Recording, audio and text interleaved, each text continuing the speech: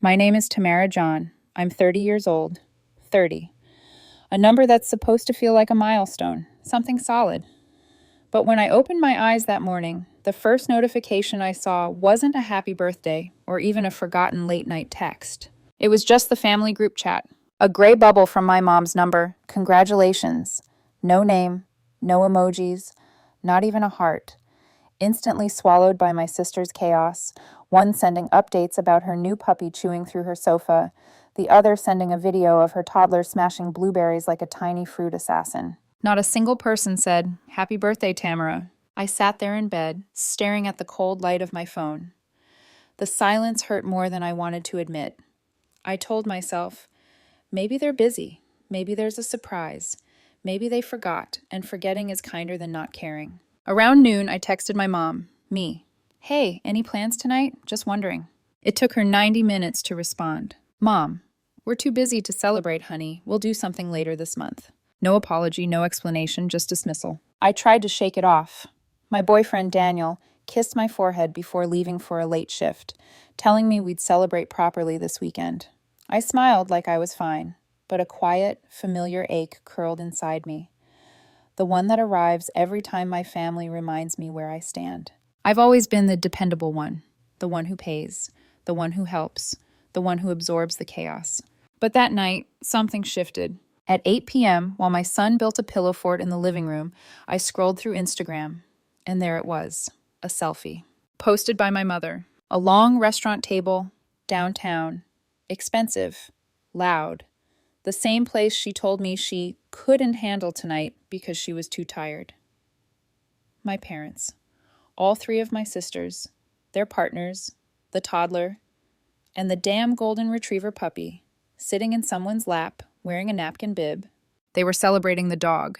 The caption slapped me. Nothing matters more than being together. Together, except me. I zoomed in. There were champagne flutes, balloons, a little card on the table. "Congratulations on your new baby." Not a child. The dog. My chest tightened. I didn't comment. I didn't like it. I didn't call. I just stared at the screen until it blurred. Then my phone buzzed again. A Venmo request from my mom. On $300 memo. Dinner for everyone. Love you. On my birthday. For a dinner I wasn't invited to celebrate a dog. My thumb hovered over the screen. For years I had been the financial safety net. Rent for my youngest sister, my older sister's MLM business investment. The last-minute anniversary dinner, my parents insisted they'd totally pay back. But something inside me cracked open. I typed, "Hope dinner was nice. I won't be sending the $300, and starting this month, I'm done covering Rachel's rent." I hit send, muted the family chat, set my phone down. For the first time in years, I felt like I could breathe. It lasted about 12 hours. The next morning, the doorbell rang. Not once, over and over, the pounding kind that makes your stomach drop. I knew instantly who it was. Only my mother rings like that. I opened the door. There she stood, oversized sunglasses covering half her face despite the cloudy sky.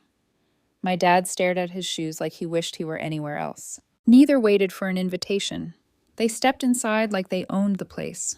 My son peeked around the hallway, confused. I gently told him to go upstairs.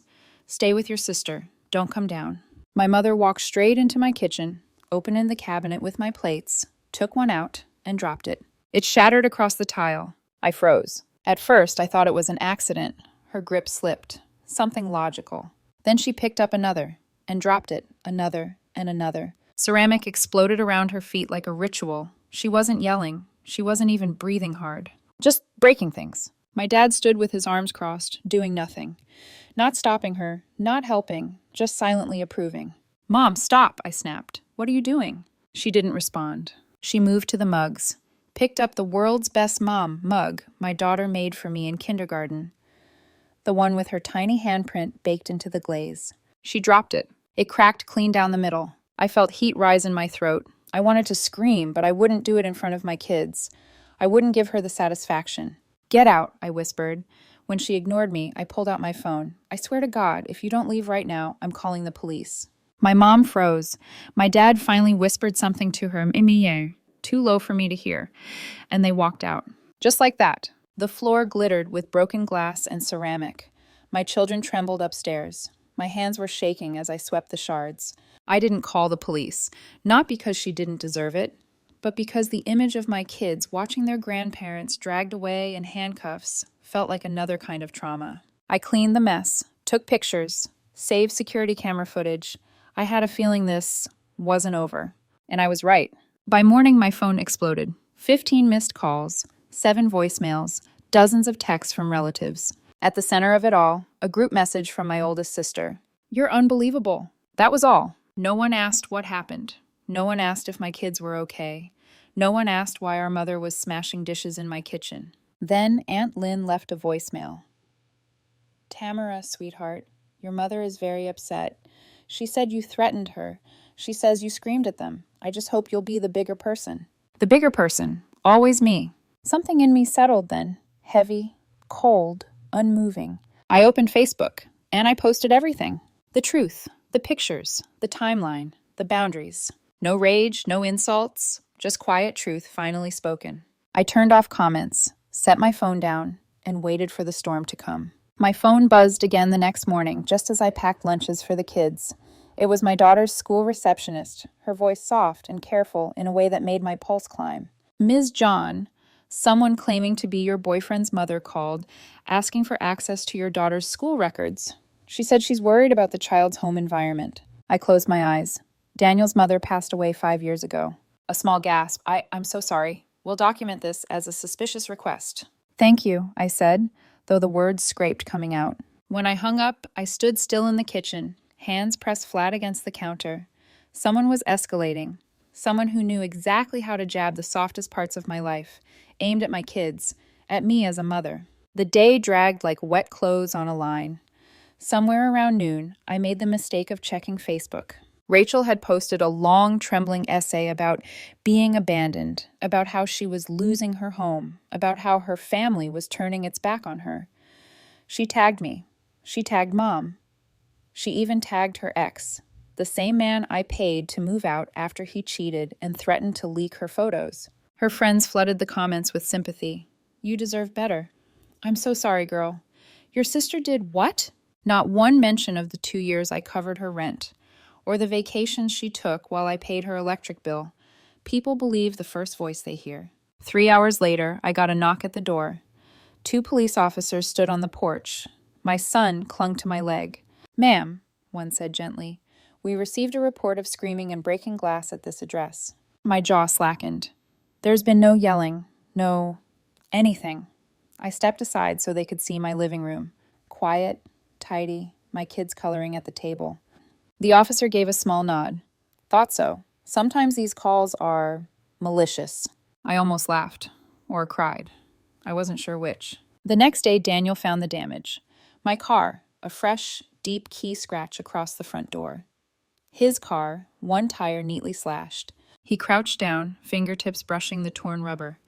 "Tamara, this isn't random." "I know," I whispered. My phone chimed again that afternoon, a family-wide email.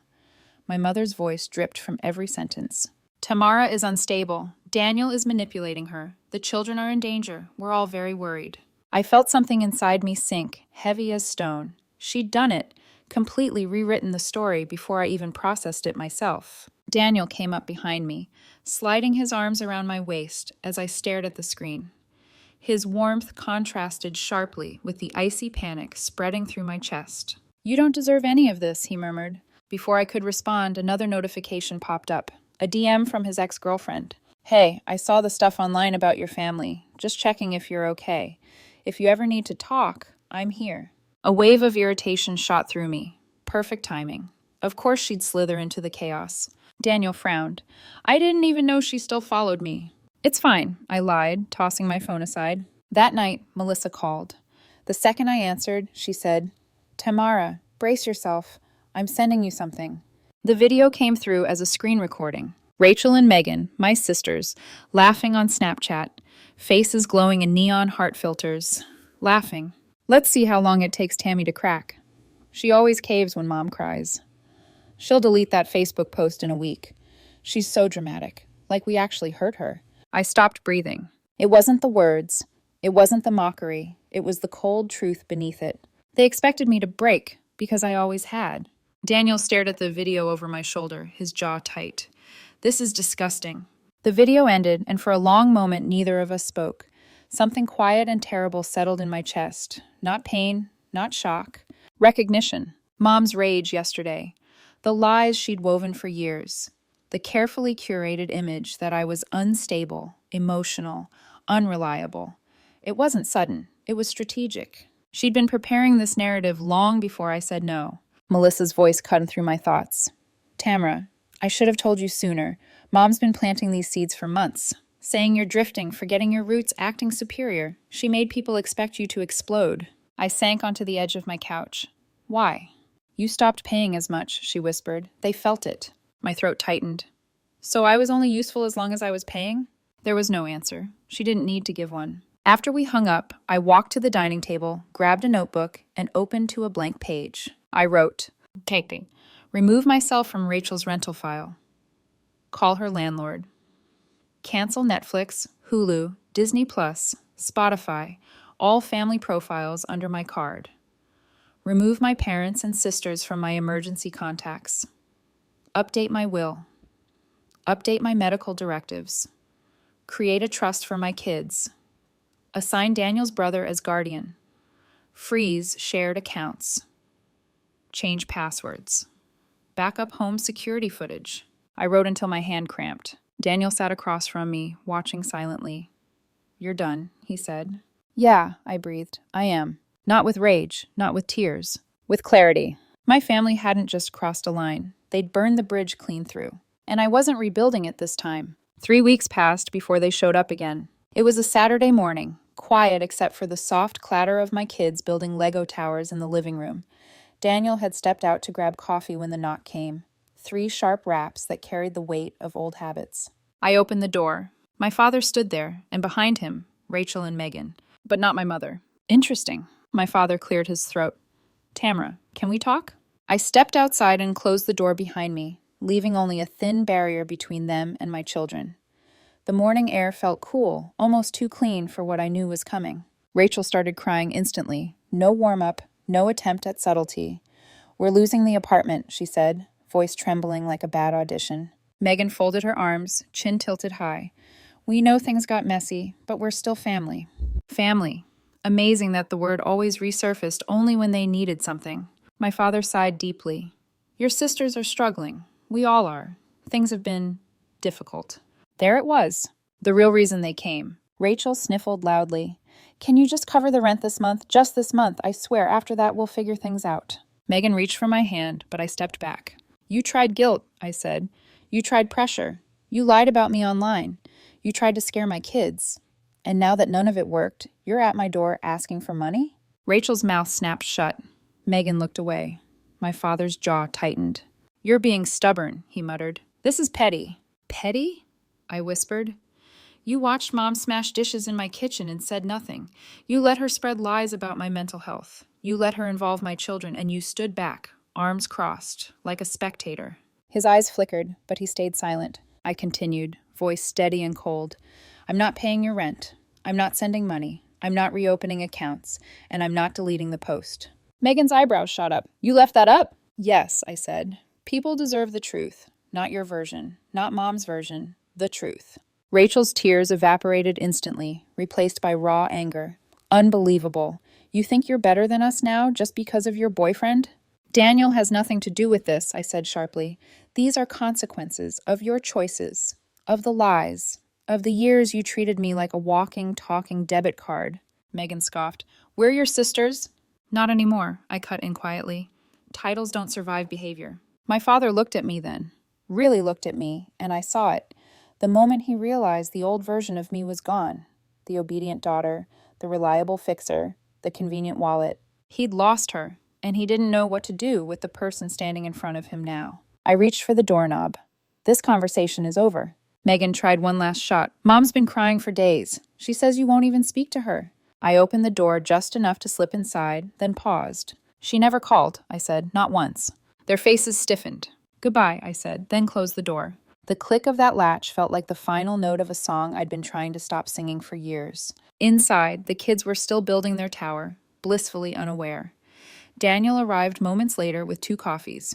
One look at my face, and he knew. They came, didn't they? I nodded. It's done. We sat in silence for a moment on the couch, his hand warm on mine. Later that afternoon, Melissa called. Tamara, you should know something, she said. The relatives confronted your mom. They said you didn't abandon anyone. They said everyone abandoned you the moment you stopped paying. I didn't respond. I didn't need to. Melissa continued softly. She didn't deny it. After I hung up, I stood in my backyard, watching the early evening light settle across the grass. For the first time in a long time, it felt quiet. Not the tense quiet I grew up in, not the fragile quiet after a fight. A different quiet, a peaceful one. I made the final updates that night, removed every remaining shared account, revised my will, secured the trust for my kids, set new emergency contacts, locked away every door my family used to walk through. When it was all done, I breathed, really breathed. Weeks passed.